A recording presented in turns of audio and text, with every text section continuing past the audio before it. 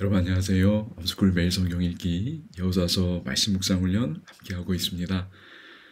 오늘은 이제 여호수아서 22장입니다. 분배가 마치고 이제 갈등이 해결되는 어떤 모습인데요. 사실 단락이 여러 단락입니다. 그런데 그냥 이것도 하나의 통으로 좀 보겠습니다. 대신에 좀 두 번에 걸쳐서 두 번에 나눠서 하도록 하겠습니다. 여러분 복습 잠깐 해볼까요? 1에서 4장은 뭐라 그랬었지요? 땅을 이렇게 중심으로 놓고 보자면 그 땅에 들어가는 겁니다. 영어로 얘기하면 entering the land 였습니다. 그 다음에 5장에서 12장은 무슨 내용이었지요? 맞습니다. 그 땅을 이제는 taking the land, 그 땅을 취하는 겁니다. 주로 정복전쟁 이야기가 여기 기록되어 있지요. 그리고 13장에서 여러분 지난 시간에 봤던 21장까지는 뭐지요? 맞습니다. possessing the land, 그 땅을 소유하는 겁니다. 이제 그 땅에 실제적으로 여기서는 그냥 승리했다면, 전쟁 가운데 승리했다면 여기서는 실제로 이제 정착하는 겁니다. 그 땅을 점유하고 그 땅에 살아가는 이야기입니다. 분배 이야기라고도 하지요. 그 다음에 22장부터 이제 24장까지지요. 오늘 22장이 시작되는데 그 22장부터 24장은 여러분 뭐라고 표현했었지요? 맞습니다. retaining the land. 그 땅을 이제 거주하는데 잠깐 거주하는 게 아니라 계속 살아야 되잖아요. retaining. 유지하는 겁니다. 그 땅을 유지하는 거예요. 특별히 여기서 중요한 건 어떤 하나님을 섬기는 일인데 어쨌든 그 땅을 중심으로 표현하면 retaining the land, 그 땅을 유지하는 거라고 이야기할 수 있습니다.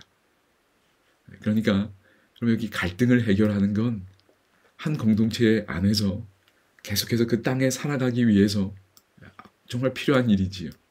갈등이 없으면 좋지만 생긴다면 잘 해결하는 이런 모습이 그 땅을 유지하며 살아가는 한 모습이라고 할 수 있겠습니다. 그래서 그런 관점에서 이 내용들 살피시면 좋겠습니다. 특별히 여기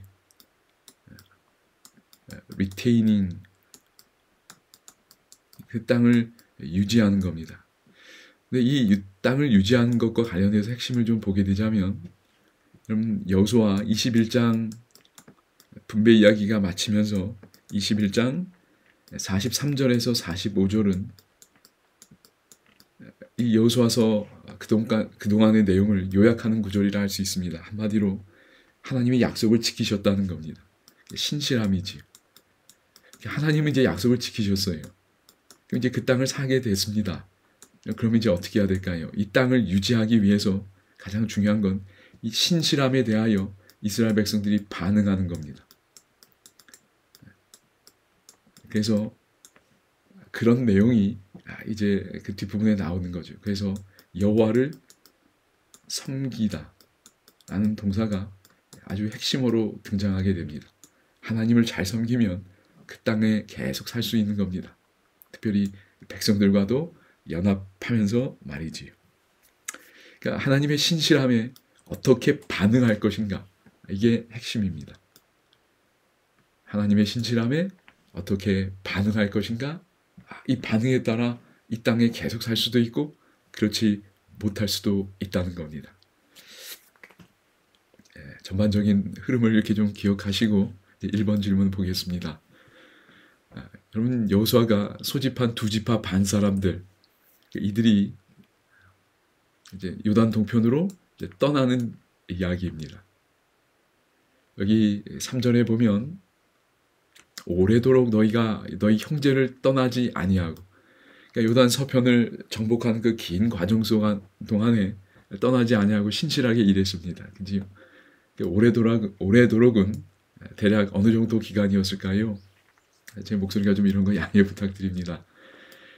대략 7년 정도 보는 견해도 있고, 대략 정복전쟁이 7년 정도 걸렸으라고 생각하기 때문입니다. 그런데 정복전쟁 이후에도 여러분 어떤 일이 있었지요? 맞습니다.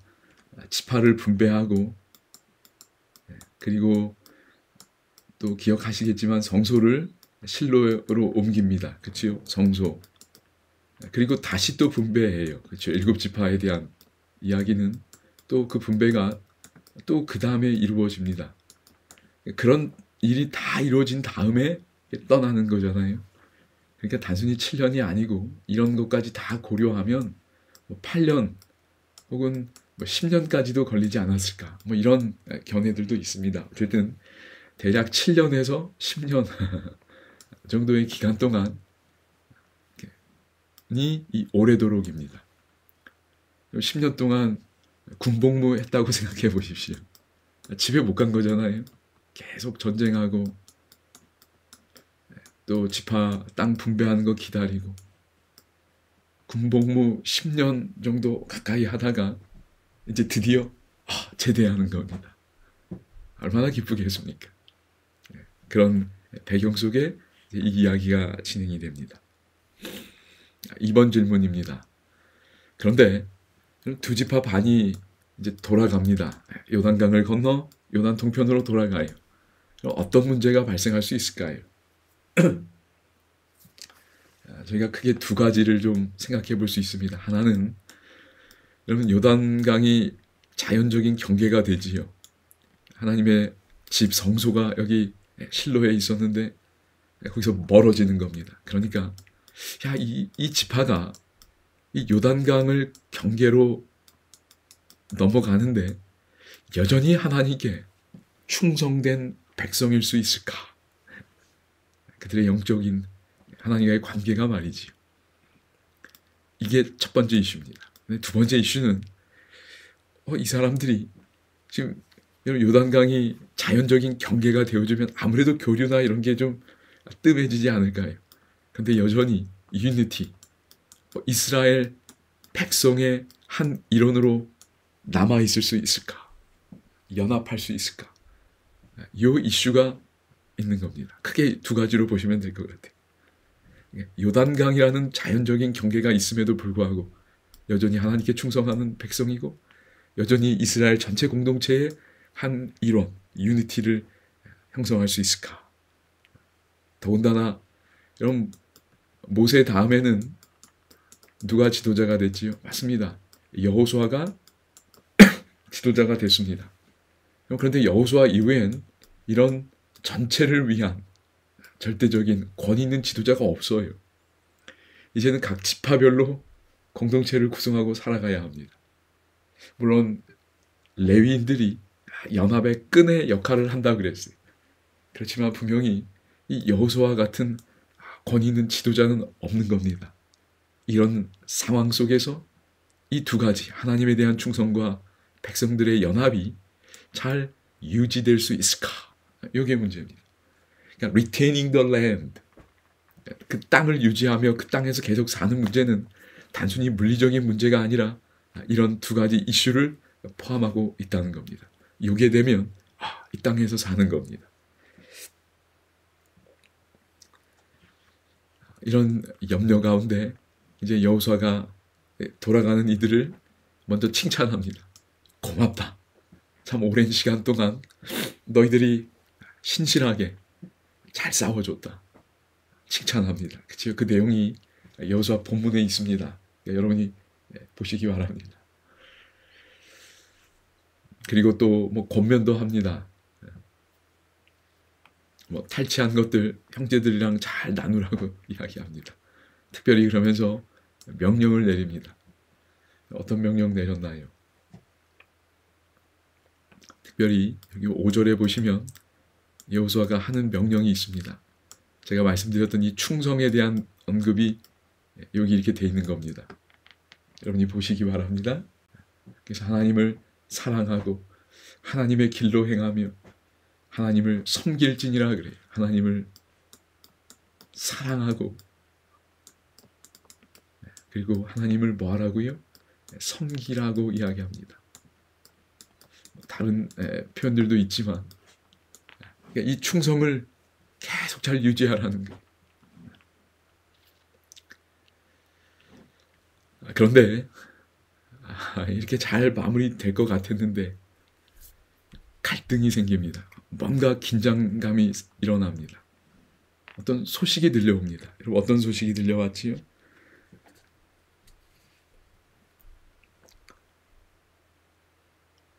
6절에 보면 장막으로 갔더라 그러지요.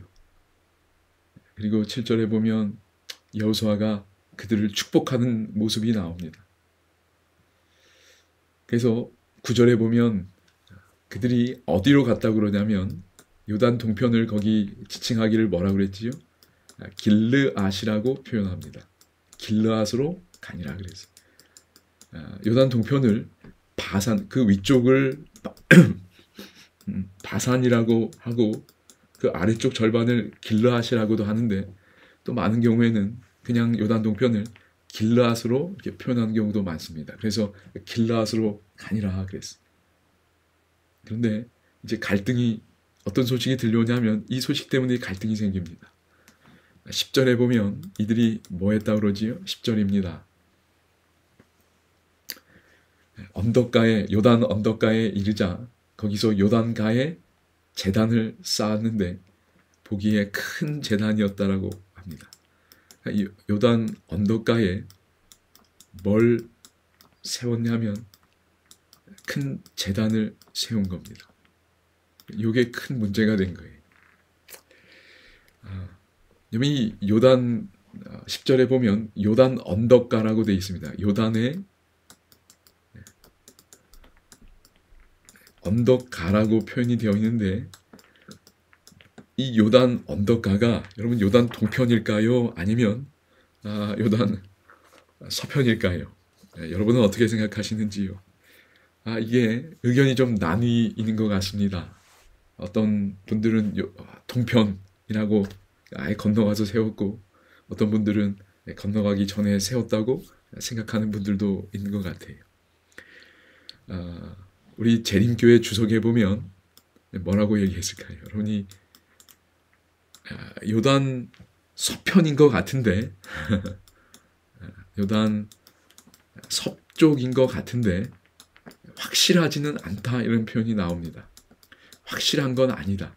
그러니까 다르게 생각할 여지도 있는 것 같습니다. 제가 자세하게 다 말씀드릴 수는 없지만 어떤 또 번역의 문제도 있는 것 같고요.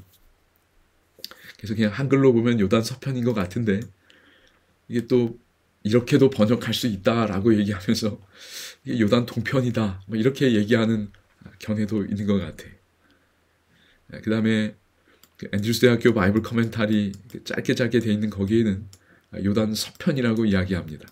건너가기 전에 세웠을 것이다. 저도 확실히 여기서 확실치 않다라고 얘기했으니까 저도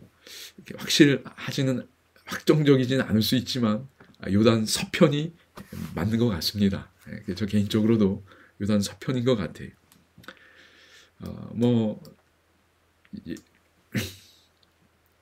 자, 그렇게 생각하는 근거는 일단 부조화 선지자에서 이 내용을 읽어보면 그 소식이 좀 굉장히 빨리 온 것 같습니다. 그래서 건너서 세우고 소식이 전해지려면 좀 걸렸을 텐데 일단 굉장히 소식이 빠르게 온 것으로 보입니다. 그래서 아마도 요단 서편이지 않을까 싶고요. 그 다음에 두 번째는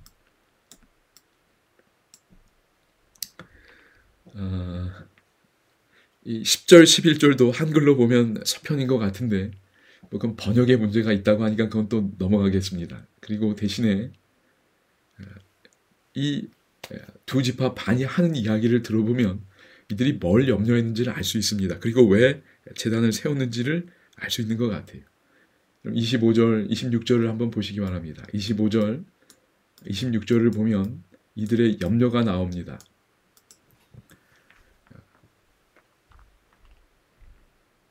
25절에 보면 뭘 염려했냐면 여러분 요단을 자연적인 경계로 이제 두 그룹으로 나뉜 거잖아요. 그러니까 이들이 한 염려가 25절에 나옵니다.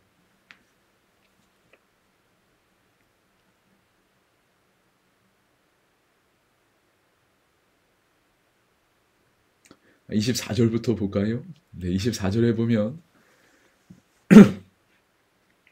이들이 이제 나중에 이제 자기들이 왜 이런 제단을 쌓았는지 이야기하는 겁니다. 24절. 아유, 죄송합니다. 우리가 목적이 있어서 주의하고 이같이 하였노라 곧 생각하기를 후일에 너희의 자손이 우리 자손에게 말하며 이르기를 너희가 이스라엘 하나님 여호와와 무슨 상관이 있느냐? 너희 르우벤 자손 갓 자손아,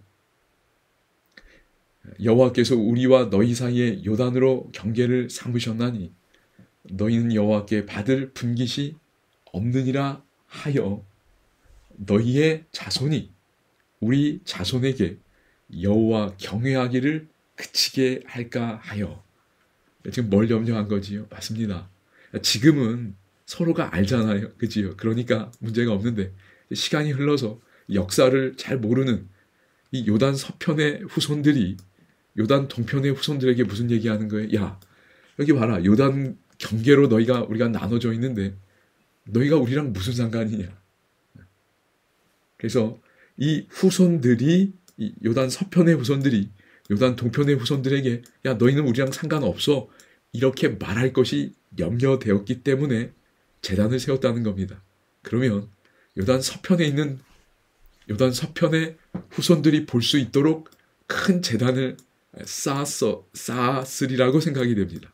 이게 뭐지? 아, 옛날에 이런 일이 있었구나.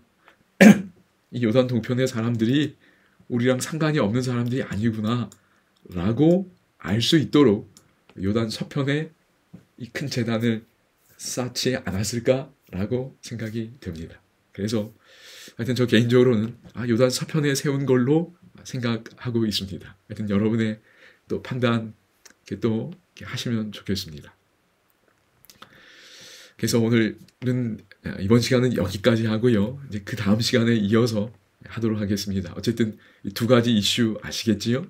그런 충성과 어떤 유니티, 어떤 연합, 공동체의 한 일원이라는 그런 이슈, 염려가 있었기 때문에 이런 제단을 요단 서편에 세우지 않았을까 생각이 됩니다. 다음 시간에 이어서 계속하겠습니다.